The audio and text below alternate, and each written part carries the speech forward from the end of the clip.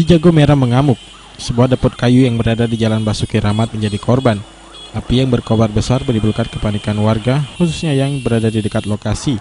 Hingga warga pun berusaha menyelamatkan barang-barang yang berada di rumahnya masing-masing.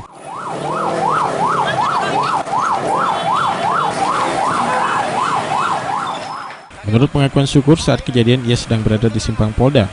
Ia ditelepon anak buahnya dan cepat mendatangi tempat usahanya, lalu menyelamatkan beberapa dokumen yang berada di depot.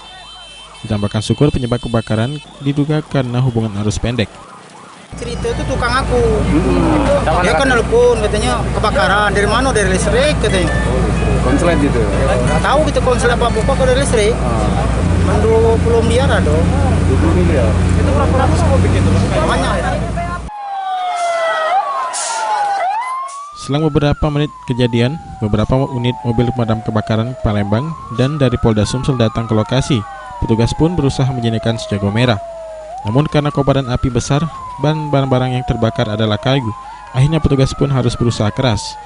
Selain itu juga bukan hanya depot kayu yang terbakar, namun sebuah rumah dan warung yang berada bersebelahan juga ikut terbakar.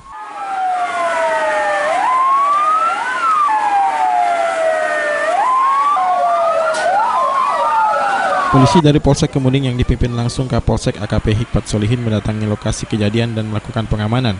Menurut AKP Hikmat Solihin, penyebab pembakaran saat ini masih dalam penyelidikan.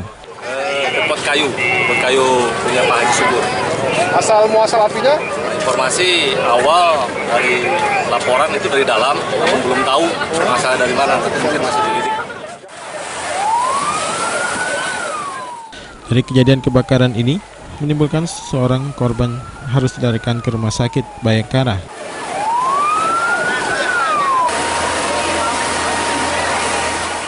Firman Hidayat, PAL TV.